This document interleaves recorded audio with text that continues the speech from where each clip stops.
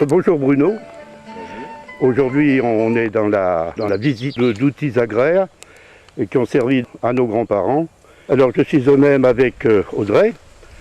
Audrey va peut-être pouvoir nous expliquer les rudiments, disons, de cet appareil. Qui sert donc à semer Alors, en ligne Oui. et en poquet. En poquet, donc c'était les betteraves, on faisait des petits paquets tous les 10-15 cm. Donc on peut semer avec ça, donc je vais lire, mais le salsifis, panas, la betterave, le radis, les épinards, persil, oignons, carottes, navets, etc. Voilà. Et donc ici, on avait Donc le une principe, petite boîte. voilà, on Dans mettait la graine et ensuite l'entraînement était fait par la roue avant.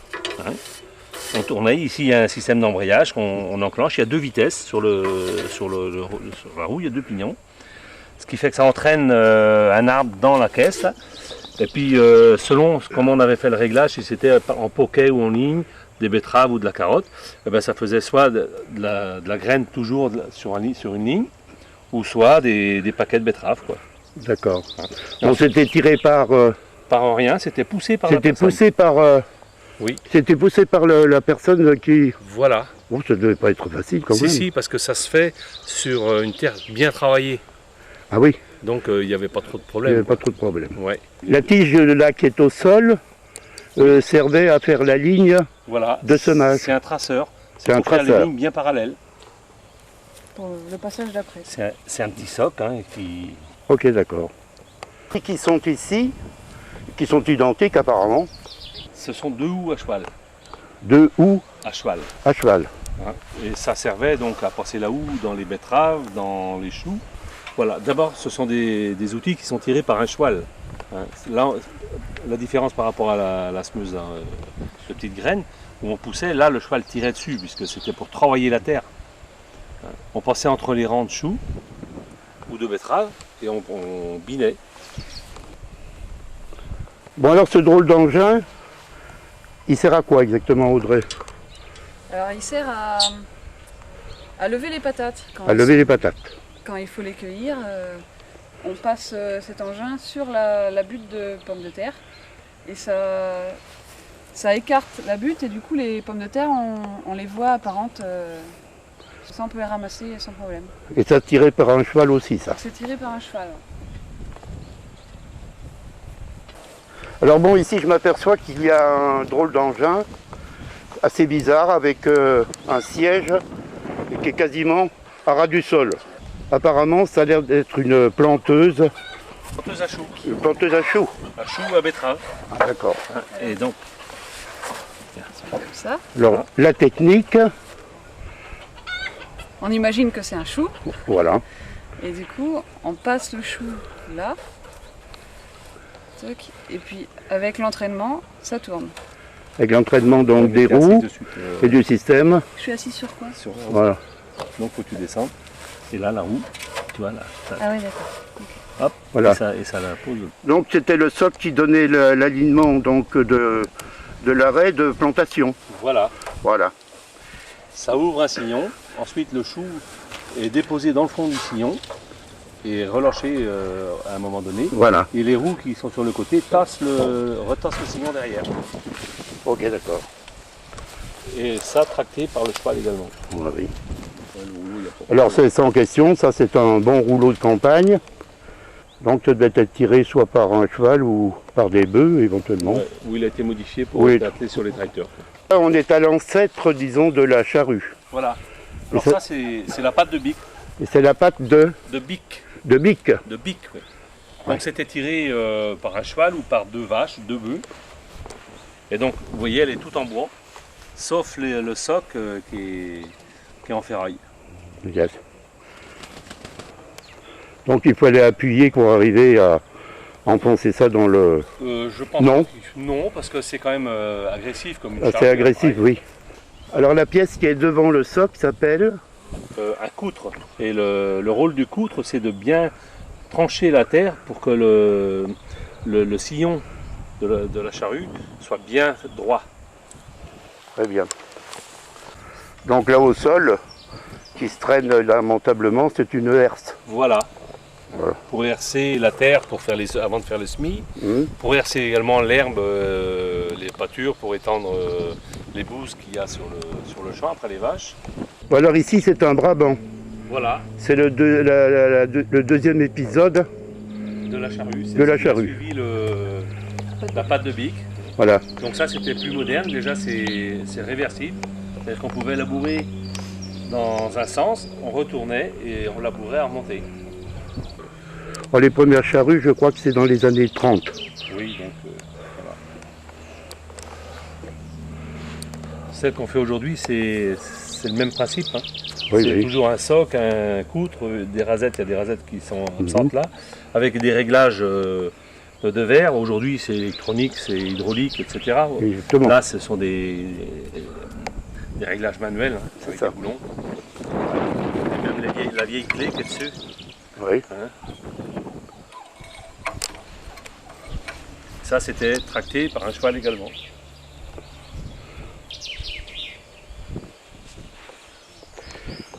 Alors ça c'est Oui, un semoir à blé un semoir à blé, ou un semoir à céréales à céréales en général. Oui. en général, voilà. Donc tout tracté par un cheval également.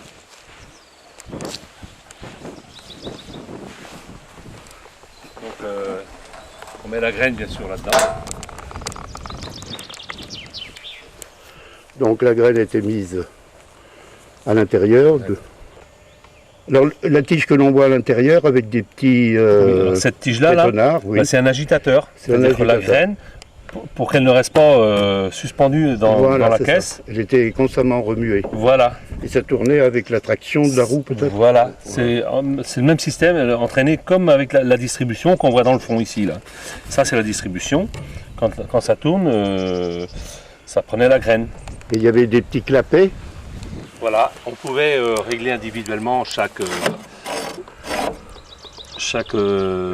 botte. Oui. Si on voulait ne pas semer sur une botte, on fermait. Hop. Et ça permettait de dire bon ben on met un écartement de tel rang, etc. différent, voilà. Si on Ah se ouais. met du blé, de l'orge ou si on voulait semer des choux, les choux c'est semer un peu plus écarté. Ouais. Ensuite, eh bien, on a la profondeur ici et la mise en route en fait, puisque c'est à cheval, donc l'entraînement se fait par les roues. Oui. Donc quand on arrivait dans les bouts, l'agriculteur, le semeur levait, hop, ça débrayait le système de distribution. Il faisait sa manœuvre, quand il repartait à semer, hop, il rebaissait, Il redescendait. ça enterrait les bottes, et l'entraînement qui se fait par cette roue-là se remettait en route et entraînait toute la distribution et resemait du blé ou la céréale. Voilà. Donc il y avait toute une série de petits entonnoirs. C'est assez curieux, c'est assez drôle quand même. Dans lequel venait glisser la graine.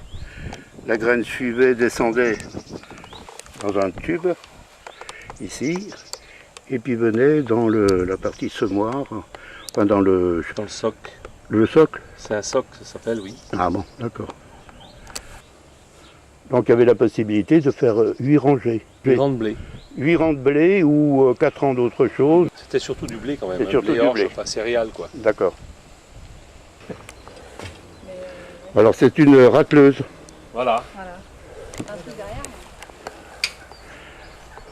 Alors il suffisait de baisser par quel moyen le râteau. Là. Tout bêtement. Voilà. Et hop. Et on avait le système qui était. Voilà. Et on le remontait au pied. Donc ça a été utilisé quand le foin, pour râteler le foin, avant qu'il y avait les endaineurs, etc., pour faire des paquets de foin. Au lieu Oui. de le ramasser à la fourche, il passait avec ça. Et puis quand il y avait suffisamment de foin, ben, il lève. Je ne sais pas si on va. Voilà, comme ça. Hop, ça dépotait le foin et ça faisait les tas de foin directement. Oui, oui. Ouais, c'est ça là. Ouais, on va pas le faire, ça marche pas. Ok, bien. Bruno, vous êtes bien appelé, là, donc c'est Une faneuse. une faneuse. Donc c'est un ensemble de fourches qu'il y a derrière qu'on va essayer de vous faire fonctionner. Et donc qui jette le foin en l'air pour le faner. C'est ça. Ce qui lui permet de sécher plus rapidement. Voilà, très bien. Ah, ça fonctionne parfaitement. Vous pouvez tirer. C'est parfait. Bon, c'est une exposition permanente peut-être? Non, c'est à titre personnel. Voilà, ouais. Mais il y a des gens qui peuvent venir peut-être... Oui, donc s'ils veulent voir plus... le matériel. Oui, donc le 16 et 17 juin peut-être? Oui, voilà, tout à fait. Oui. Bon, ben ça serait très bien. Bon, mais merci Audrey et merci au papa. Donc Bruno, c'est une planteuse à pommes de terre Voilà. C'est une que vous me planteuse présentez, modèle 1936 d'après ce Dering. Oui. Dering, donc Dering, c'est International Harvester qu'il y a. Ouais, donc c'est le modèle de planteuse tout automatique avec correcteur. avec correcteur. Bon, Hein. Vous avez une cuve, on met des pommes de terre là-dedans, et vous avez des gobelets, et chaque gobelet prend une patate. Après, vous avez un soc qui fait un sillon, et vous avez derrière deux disques qui referment le sillon et qui font C'est une grande ça. pomme de terre. Et donc le correcteur là-dessus, c'est une bonne invention. Hein. Vous avez ici la pomme de terre, elle est tenue par une pince, et s'il n'y a pas de pomme de terre, elle vient pousser ici, la pince donc elle s'engage plus loin, elle vient pousser une targette. Ici vous avez rempli au préalable des pommes de des terre. pommes de terre. Et donc, s'il n'y a pas de pommes de terre, la pince pousse et ça fait tourner le correcteur. Tac, et ça amène la pomme de terre à la place de celle qui manque. Bon, donc ça c'est la tige de guidage. Voilà. Donc c'était une planteuse qui était faite pour être attelée à des chevaux. Et puis la personne marchait à côté. Et vous avez une direction pour suivre et faire des rangs à peu près droits. Voilà. Effectivement, là, on voit sous la chaîne qui permet, disons, de faire le mouvement de translation des pommes de terre. Voilà. Et vous avez ici la commande. Tac, on descend le soc pour faire le sillon. Ah oui, ok, d'accord.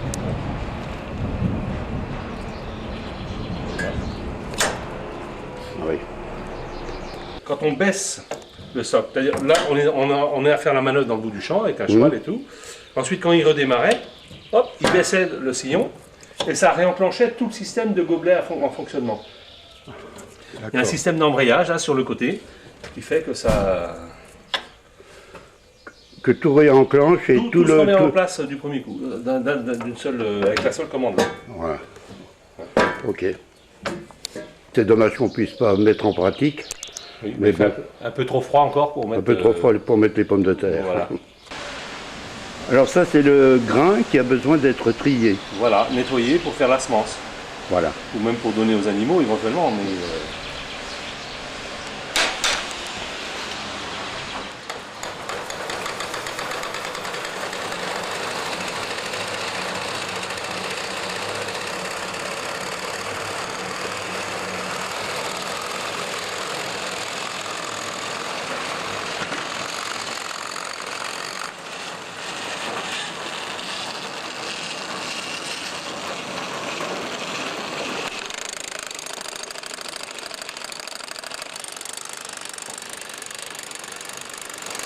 Donc il y a une vis sans fin à l'intérieur. qui tourne, c'est pour enlever toutes les impuretés, les petites poussières, etc. D'accord.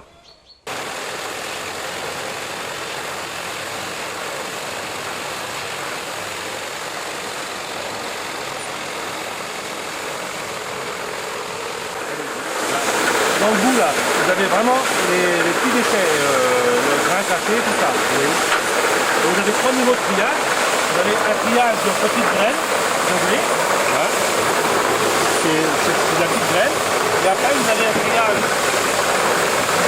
sans feuilles, mais de blé c'est propre. Et puis vous avez aussi, ici, eh ben, les déchets aussi. Donc à l'origine, c'était avec une manivelle. Voilà, les manivelles. Et comme on dit un petit peu saignant, on a un moteur électrique. Là. Alors ce moteur s'appelle un valet de ferme.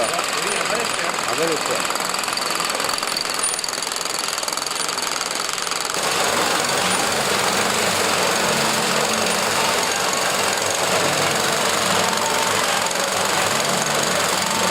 Je ne sais pas si vous voyez grand-chose. Ça, c'est des déchets. Ce blé donc qui est trié, il sert à... C'est surtout pour semer. C'est surtout pour semer. Ouais. Bruno, merci.